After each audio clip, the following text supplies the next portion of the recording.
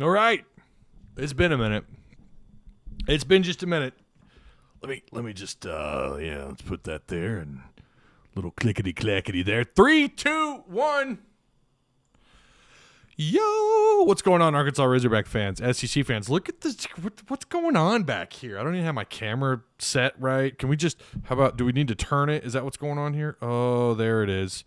There it is. All right. It's been a minute. How you guys doing? Oh my goodness. A lot has happened since the last time we talked. We got a super chat. What's up, William Watkins? What's up, man?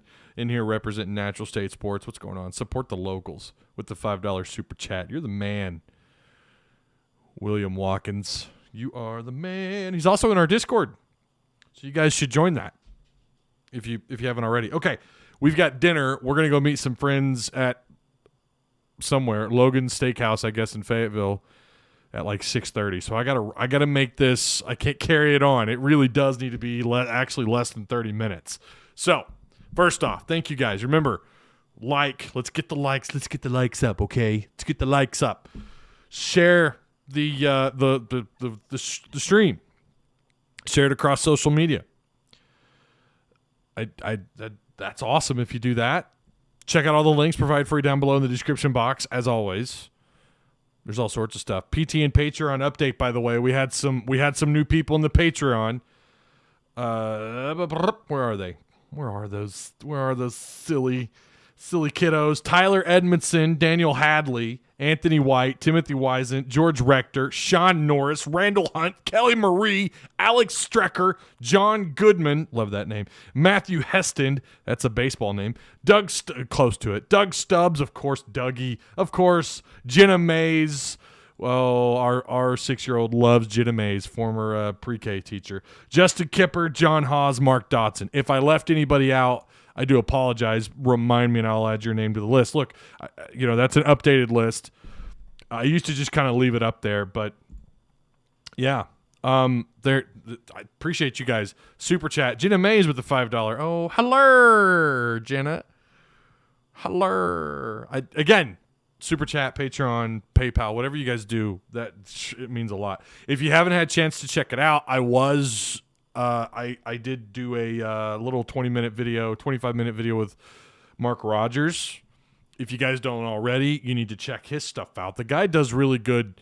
He covers. He's kind of a Big Ten guy, but he's branching out into the SEC, and he does a really good job. I really like my time. I think I've been on that show now 3 times. And shout out to his audience. I know we've had a few people come over from there. All right. Wow, my fan is gross. Holy crap. I need to get the duster in here. Okay. Again, a lot has happened. The second I was free, I'm jotting down the script or everything that we're going to talk about. Razorback basketball. Okay, Moses Moody out. We saw that coming. Is he a lottery pick? I don't know. I had this debate with someone a few videos ago, and I think maybe I wasn't clear enough, or maybe he misunderstood me, but we cleared it up in chat. We're good. But he's still a first-round draft pick. Most boards that were updated within the week still have him somewhere in the top 10, top 12. We'll see. Do I think he should come back? Of course. Of course. I think everyone could benefit, especially the guys, the seniors, these transfers, Justin Smith and the like, Tate, all those guys could benefit from coming back another year. Having said that, holy cow, this transfer portal stuff, it's insane. It's so hard to keep up with. By the way, the rumor was that Eric Musselman had reached out to something like 40-plus transfers. I don't know how accurate that is, but that is insane. Tie with the ADD. Well, I was going to have some, some animated thing. Oh, and then I looked up and there's the fan is disgusting in here. But yeah, I of course I think everybody could benefit, but he's got to do what's best for him. And at the moment, even though the tournament did, and this was what the individual and I kind of had our I don't know, I don't want to call it a disagreement, just more of a misunderstanding over, was that the NCAA tournament didn't have an impact on him as a first-round prospect. And for a lot of kids, most of the time, that's all they need. Just put me in the first round, right? And I know people get, you remember Monk, who obviously made his business decision to go to Kentucky. He goes pro. Now he's kind of all over. I think he's in the G League. I don't know. And people criticize him. See, you should have stuck it out another year at Kentucky, or you should have gone to Arkansas. I don't know how that would have helped him much at the time. Now, had Musselman been here, that might have been a different scenario. But look, he's making money. I think sometimes people forget, even if it's just, let's say, $250,000. Imagine being 18, 19 years old and having the possibility of that kind of money. Now, he's obviously he's going to make a little bit more than that. But I don't blame anyone who's that. It's like Heston Kjerstad. Of course, Kjerstad should have left. Could have come back, played out his senior year at Arkansas. I think they could use. I've been impressed with their ability to knock out home runs. It's been incredible. By the way, Ole Miss Arkansas pushed back to 8 p.m. I know a lot of you are probably already aware of that.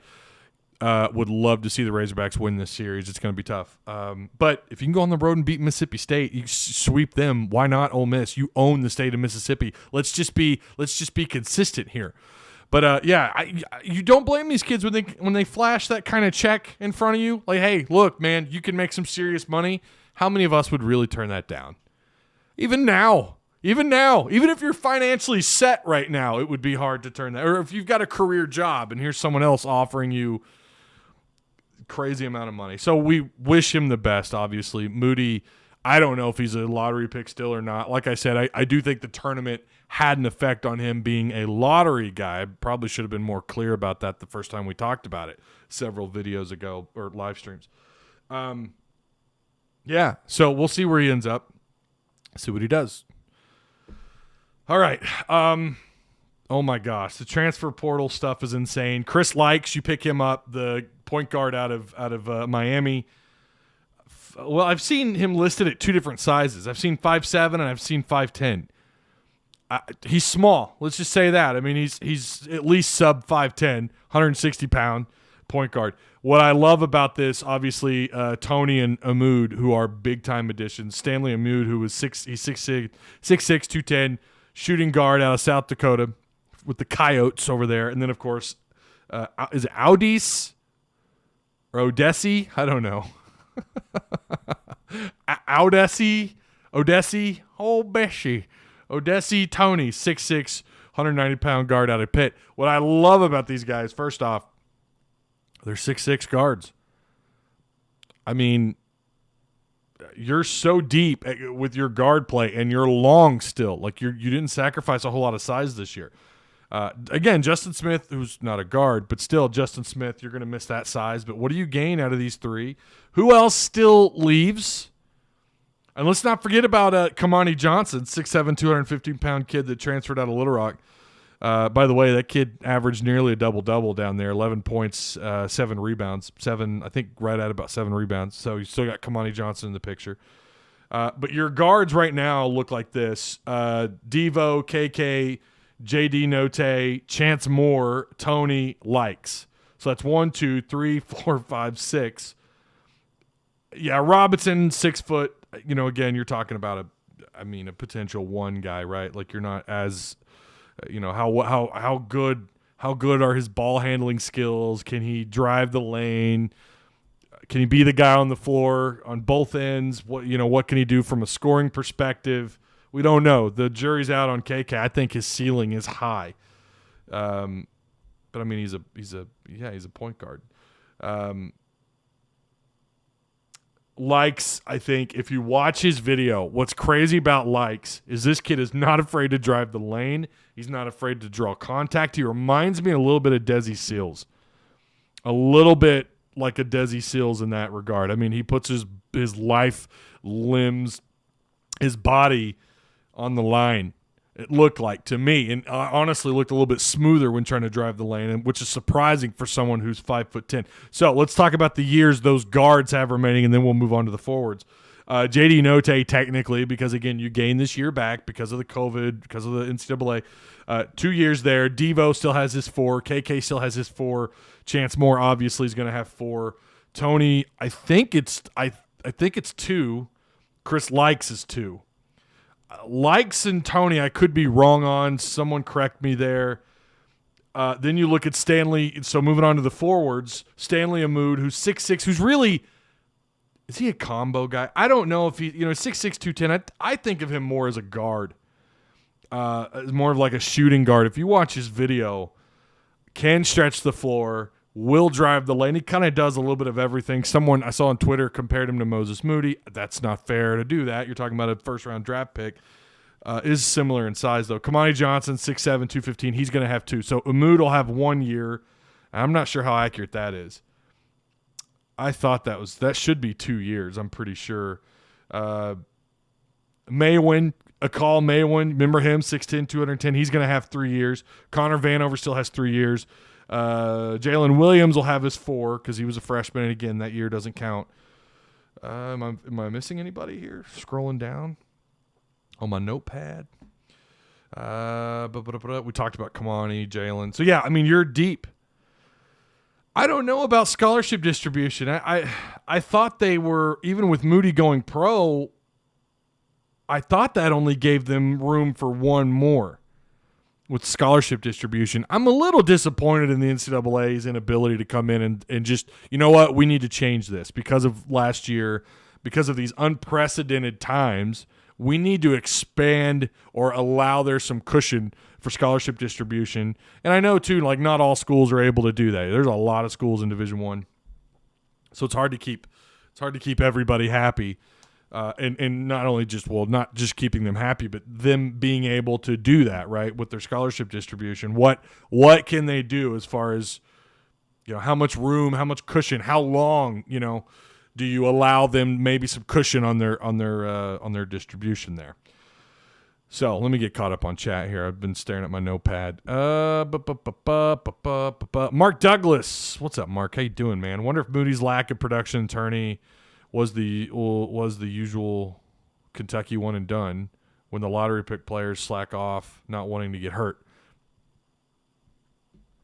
I've seen that theory thrown around a bit, and when you look at Kentucky in postseason play, other than the year they won it all, right? Remember the year they went undefeated, and then they just kind of laid an egg. And that's not fair. They didn't lay an egg in the tournament. They actually had a pretty good run, but you'd think they'd go a little further. I don't know that I try not to generalize. I don't think that was Moody's case. He did average about 5 points less in tournament play. But I think his rebounds are about the same. I think he was crashing the boards about the same. I don't think that was the case at all. William Watkins, squirrel. I do have ADD. You're not going to lie. I do. I have ADD. Was on Ritalin for 2 years, first and second grade. Jefferson and Bates Elementary. I was on the good stuff. Well, not so good. ID says Eric Fountain. Oh, right. Okay. Well, you know what I do here? I butcher names. Not Audis, not Audisi. Adis. He says he is 5'7". They also have him listed elsewhere at 5'10". I don't know. One scholarship left, hopefully for Gardner. Yeah, Gardner is someone that's on their list. I believe he hasn't committed anywhere or signed anywhere. I want Justin Smith replacement. I want a Justin Smith replacement. I know you might be able to call Kamani that, but I want another. But I want another one though. Says Tony Brown. If we want a 3-point sniper, we need Noah Locke. But for a big man, Jaden Gardner is the answer. Yeah, Jaden Gardner would be huge. Yeah, so they do have one room. They're one spot left. I don't think Moses slacked off. He was defended. He was defended well and likely hit the freshman wall. That's the other thing, too. When you're 18, man, and you've never been in that setting where you're playing tournament caliber teams from one game to the next, in that setting, not in your home arena, in the big dance, in March Madness, yeah, I mean, there's a freshman wall there. And that's another reason why I thought teams that had a little bit more experience this year, especially this year, we're going to go a little bit further. Wish Brady Manick from Oklahoma was a possibility. Bud Walton is going to be insane next year. I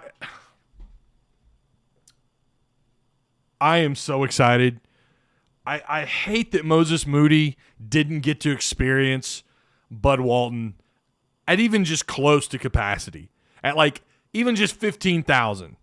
It was loud. It was loud at whatever few thousand they were allowed in this year in Bud Walton. It just sucks he's never going to get to experience that as a player. Same with Justin Smith. Any of these guys. It got loud. I can remember listening to a couple of the broadcasts and it was like, wow, that sounds like 10,000 people. But it is unfortunate. It's unfortunate these guys aren't going to get to see that. They're not going to be a part of it while being a player. I'm sure, eventually they'll either come back, or I'm sure when Moody was younger, I think he actually went to some games when he was younger. I believe. I could be wrong. I don't know. That sucks, though. There's a part of me that's like, man, I really wish those guys got to experience that. I've been in there, went to a lot of games, especially when I lived right down the road from Bud Walton. Also went to games in Barnhill. That's how old I am. Coming up on 38, the big 3-8. That place gets loud. I mean, you leave the arena holding your ears sometimes like, God, that was loud. I don't know very many places like that in college basketball, the college basketball landscape, that get that loud with that kind of capacity, even with just 10,000 people. Listen, I went to the Elite Eight. I went down to the Bud Walton when they had it on the scoreboard. Of course, it was all students, and I was surprised the amount of people that were wearing their masks, but they were definitely patrolling for masks. If you didn't have your mask on, there was someone there getting you. We went to the scrimmage. My neighbor and I, Alex, went to the scrimmage, and they were all over us about our mask. I had my mask down for just a second, and I had one of the the stadium people there, yellow coats. One of the yellow coats came in and said, nope, you got to have your mask all the way on. So that place was loud, though, and that sucks that those guys don't get to experience that. I hope Chance Moore takes that Moses Moody role. Chance Moore's good. There's still talk about the kid out of Mizzou. I'm farting on his name. I don't see them getting him. Why am I'm just farting on that guy's name. I would be shocked if Bebe sticks around. We'll see. What about Vanover? You saw his floor time diminished in postseason ball, postseason play. It just went completely. Pinson, that's it. Thank you. It was on the tip of my tongue, and I was like, nah. Yeah, Xavier Pinson. I don't think they get him, by the way. You never know. But, yes, Moses' numbers were down in the NCAA tournament, but remember, we held a banner from Oral Roberts way below his average. That happens when teams focus on you. Right, exactly. Pinson likely headed overseas. Oh, is he now? Okay. Well, thanks, Will. Thank you, sir. As far as scenarios, what they could look like next year on the floor, what combinations they could run, guys. I mean, right now it's up in the air. There's so many different combinations with what they can roll out. We saw them go pretty heavy guards last year multiple times. They'd go 4 guards, which is Justin Smith or Jalen Williams, and then sometimes they would run 2 bigs. Your 4 and your 5 out on the floor with 3 guards. I don't know what they do. Likes Devo, Tony, Yamu, Jalen. That could be an interesting combination to trot out there. Someone asked me, I was having this conversation with somebody else earlier. No, it was earlier today, about what the scoring looks like this year. Because last year, I mean, I told you guys, the scoring, the ability to score from just about anywhere on the floor, Arkansas had it. And they had the quality depth. They had everything that they needed to make a good run, along with size. Do they lose some of that? Do they lose some of that to the ability to do what they did a year ago? I don't think so. I could see the argument where they may have upgraded in some areas a little bit here, especially with who you've got coming back. You've got the 6th man himself, JD Notae, who. It's going to be interesting to see what happens with Note, right? It's going to be interesting to see his role. And that was the last thing I wanted to touch on, too, by the way. The difficult part the difficult part now for Eric Musselman, number one, he's not going anywhere, by the way. He's not going anywhere. We need to stop tripping. Every time a job opens up, I think he's made it pretty almost all but perfectly clear he's happy. His wife is happy. His boss. He's called Hunter Yurchek the greatest AD in the country. He's talked about the excitement of being in front of 20,000 fans at Walton Arena. Guys, he's not going anywhere. Let's stop. If he does, I tell you what, if he does take another job, I'll shave my beard. I'm waiting on the door to get knocked down.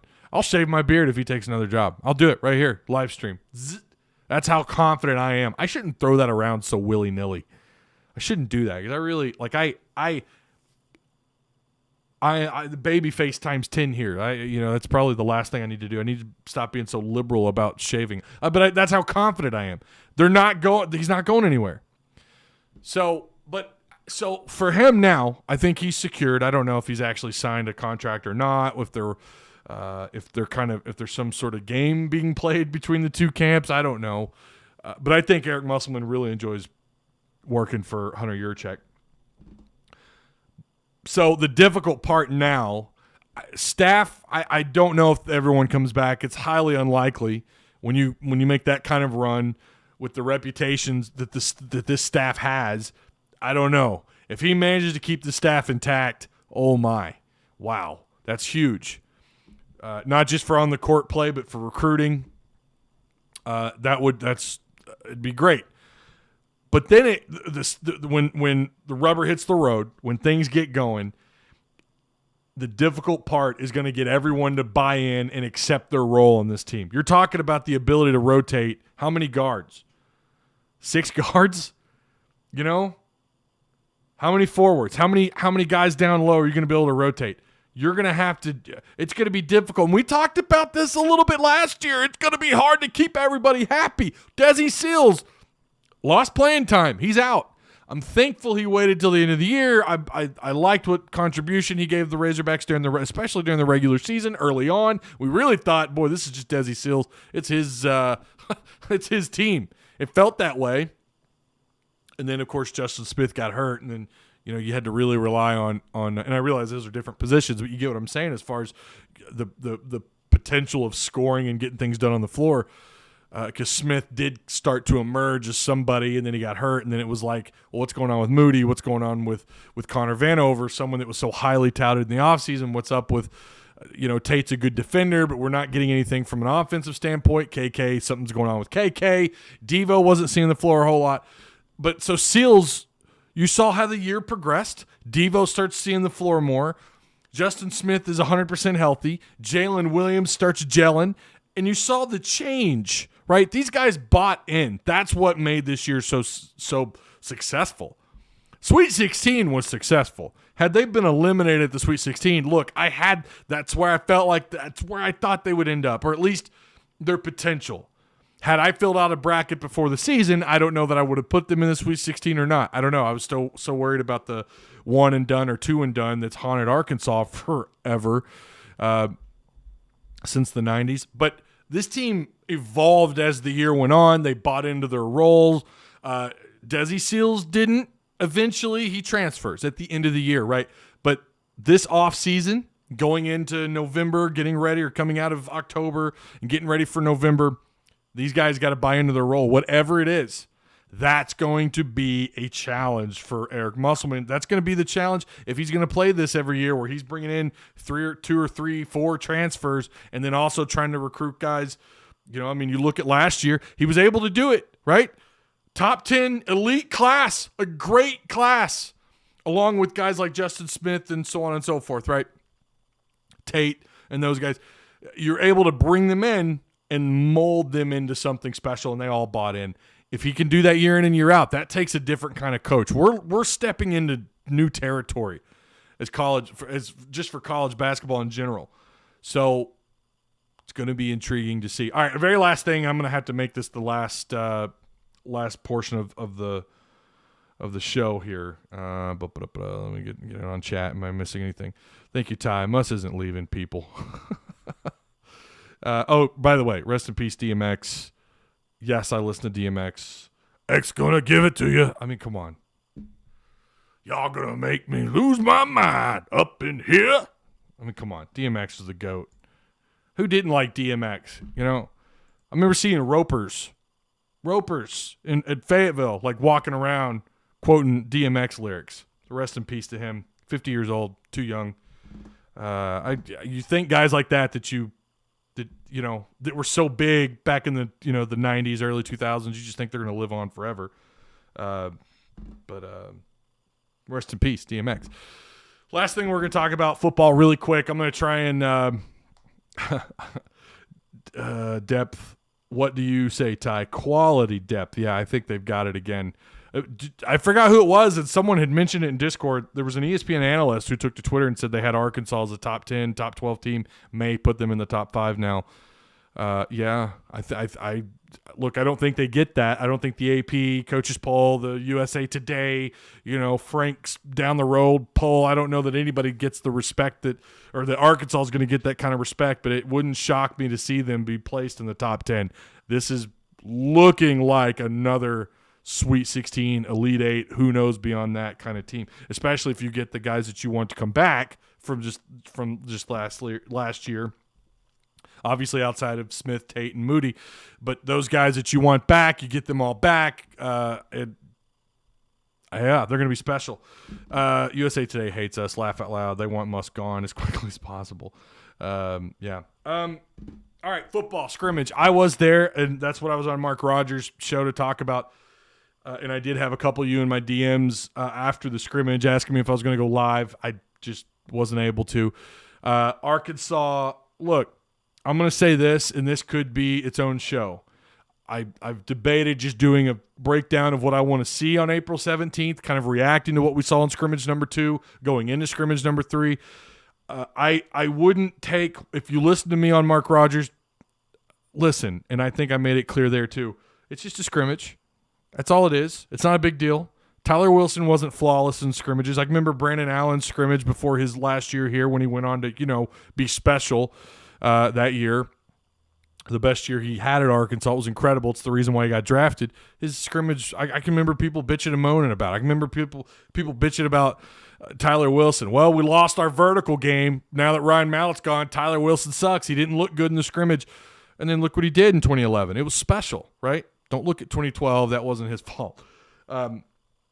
So I'm not going to hold anything against KJ or Malik Hornsby in that scrimmage because it sounds like their day-to-day practices are somewhat consistent. Sam Pittman did make a comment about, and this was kind of eye-opening, talking about KJ. I figured we'd be further along.